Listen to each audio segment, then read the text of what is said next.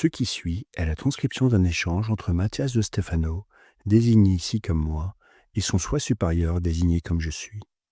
Dans cette capsule, la voix masculine incarnera le moi, tandis que la voix féminine représentera le je suis. Cette conversation intitulée Silence et son a été réalisée le 25 octobre 2020. La plénitude est née du vide. Ainsi, le tout est né du néant. Et si le tout est composé de vibrations, alors, en suivant la logique, celle-ci est née du statique. Dans la plupart des cultures, on dit que la première chose qui est apparue dans le cosmos était un verbe, un nom, un chant, un mot, que les humains appellent son. C'est-à-dire qu'il doit être né du silence. Mais en physique, le son ne se produit pas tout seul.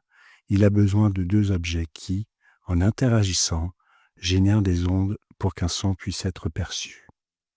Alors, comment le son, le verbe, la vibration ont-ils pu naître de quelque chose qui n'existe pas, de quelque chose d'intangible? Comme nous l'avons déjà dit, tout part du concept que vous avez des mots rien, vide, silence et statique. Rappelez-vous, nous avions dit que rien vient du mot né. En latin, vide vient de vacare, qui signifie qui n'est pas occupé. Statique vient de star, qui signifie rester dans un endroit immobile et fixe. Silence vient de silère et signifie simplement se taire. Ou, d'un point de vue indo-européen, avec le concept sei, laisser, dans ce cas, s'exprimer. Ces mots ne nient en aucun cas l'air contraire, mais expriment une manière dont l'essence peut se manifester. Il est difficile d'exprimer quelque chose sans avoir son contraire pour le reconnaître.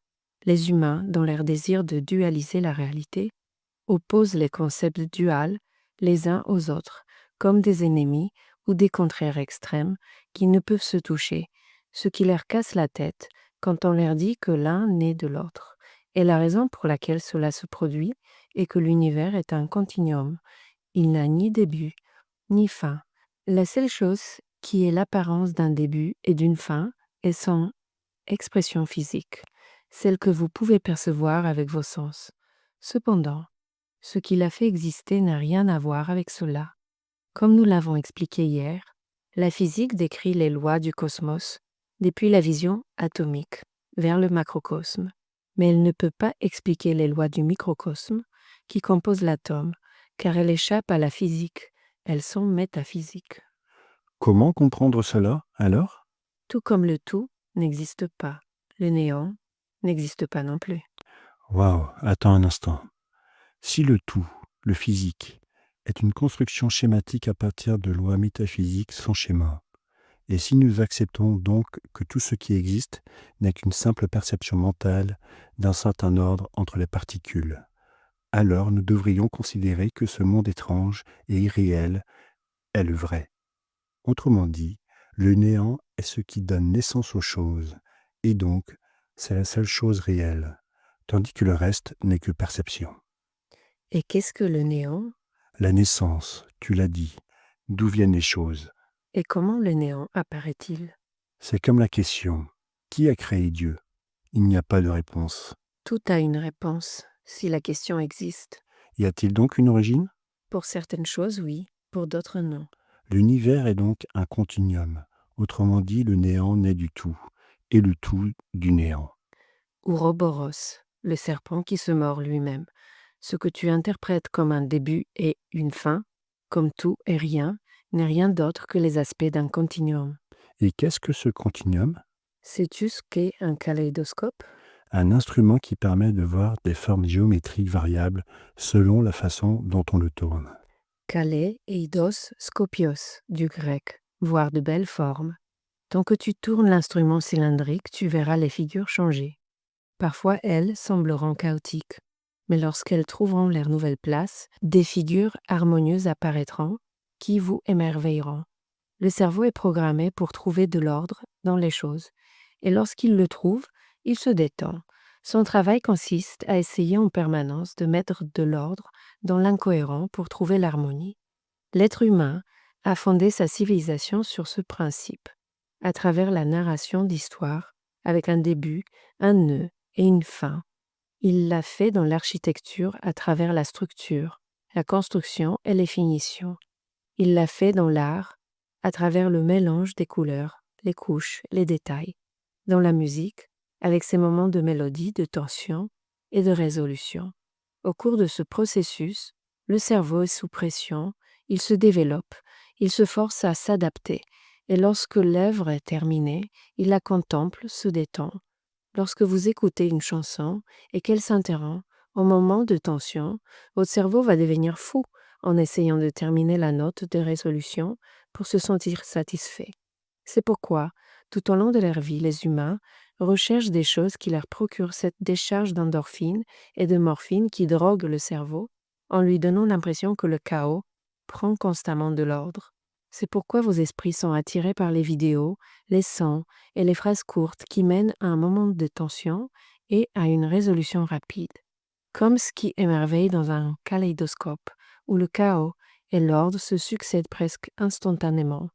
La déformation de quelque chose pour devenir autre chose s'appelle anamorphose. J'ai vu le travail d'un sculpteur, Mathieu Robert Ortiz, qui réalise des sculptures étranges qui, selon l'endroit d'où on les regarde, prennent une forme ou une autre.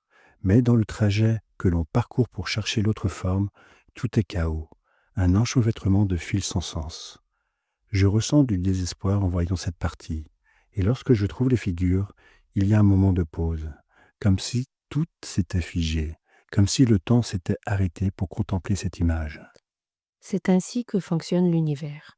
Le moment de chaos est le moment de la création, où rien n'a de sens, où l'on cherche, où l'on se développe, où l'on découvre, où l'on désespère, où l'on s'exprime, où le cerveau donne tout ce qu'il a pour trouver un sens aux choses, au tout, à l'existence qui se manifeste. Et puis, quand il le découvre, quand il trouve l'harmonie, la perfection, il s'arrête, se détend, reste immobile, perplexe, devant ce qu'il voit, émerveillé. Il ne pense plus, le cerveau dort, car il a enfin compris, et maintenant, il n'a plus qu'à se laisser aller, ressentir, contempler. À cet instant, tout le bruit qu'il entendait dans les questions, dans les explications, dans la conversation, devient silence. Toutes les formes qu'il voyait et interprétait comme un puzzle en touchant chacune de ces pièces deviennent maintenant contemplation. C'est à cet instant qu'il comprend tout.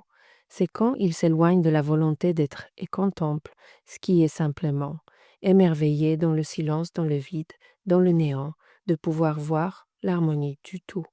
Oh, je crois que je comprends maintenant. Ce ne sont pas des choses distinctes, bien sûr. Ce n'est même pas une mère qui a un enfant. Mais qui a créé la mère? C'est toujours la même mère qui se donne naissance et s'élève elle-même jusqu'à redevenir mère. Le moment d'être mère est un moment de quiétude, de tranquillité, de calme, où tous les sens cessent d'être attentifs à la vie et se concentrent uniquement sur l'intérieur, sur la préparation à générer la vie, l'existence, le tout. Le néant n'est que l'instant de quiétude et de contemplation de l'existence avant son expression, son expansion et son expérience. Maintenant, tu comprendras ce qui suit. Le silence n'a pas généré le son, la vibration, mais le silence et tous les sons en harmonie, trouvant une telle harmonie entre eux que la seule chose capable de s'exprimer est le silence. Le silence est le véritable catalyseur d'un orchestre. Les sons ne sont compréhensibles et assimilables que grâce au silence qui les sépare.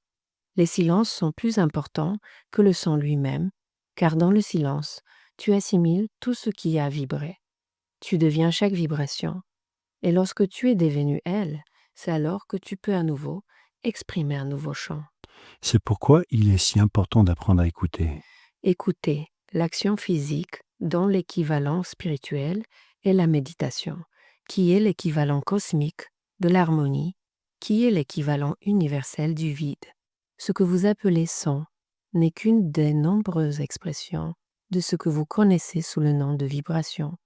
Lorsque vous entendez l'expression « le son » se déplace à telle ou telle vitesse, c'est un autre de ces consensus, car ce n'est pas vrai. Le son n'est pas quelque chose de séparé qui se déplace dans l'espace. Le son est la manifestation de la vibration de l'espace. Tout vibre, c'est une autre loi de l'univers. Le néant lui-même est l'union de toutes les vibrations. Et lorsque toutes les forces de vibration s'additionnent, vous ne pouvez en entendre aucune, car aucune n'est au-dessus de l'autre. La somme de toutes les forces est égale à zéro. L'union de tous les sons est égale au silence. Le silence n'est donc pas l'absence de son, mais l'union de tous les sons en harmonie. La seule chose qui permet de percevoir le son est la sensibilité et la capacité de votre oreille interne à vibrer. Et cette vibration est interprétée par votre cerveau comme un son grâce aux impulsions électriques générées par le minuscule os appelé marteau.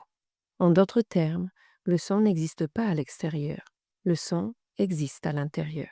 Si un arbre tombe au milieu d'une forêt sans aucun être humain à des kilomètres à la ronde pour l'entendre, fait-il du bruit? Non, il génère que des vibrations. L'araignée le ressentira d'une certaine manière, le singe d'une autre, le ver d'une autre, les plantes encore d'une autre, et les oiseaux encore différemment. L'arbre ne fait pas de bruit en tombant, car le bruit d'un arbre qui tombe n'est produit que par notre capacité auditive. Le sifflet pour un chien est un son aigu qui attire fortement son attention, mais un humain ne l'entend pas. Cela signifie-t-il que ce son aigu n'existe pas? Bien sûr que non, car les sons ne sont que des vibrations captées par certains individus en fonction de leur évolution. J'ai lu un jour que les pleurs d'un bébé sont particulièrement irritants pour ses propres parents, plus que pour les autres personnes, car cela permet à une mère ou à un père de reconnaître à distance si quelque chose ne va pas avec leur bébé et pas avec un autre. Nos corps s'adaptent à certaines vibrations afin de pouvoir capter leurs vibrations. Cela explique également pourquoi nous résonnons avec certaines informations et pas avec d'autres. Lorsque l'oreille se prépare à entendre une certaine vibration, alors ces mots seront entendus clairement. Si l'oreille n'est pas encore prête, alors il n'y aura pas de compréhension. L'autre jour, lors d'une des conférences, j'ai expliqué l'importance d'écouter, de faire silence pour comprendre avant de poser des questions. Est-ce que cela a un rapport avec cela? Bien sûr, l'art du silence, de la méditation, de l'écoute sont essentiels pour comprendre les formes. C'est l'une des pratiques méditatives les plus intenses.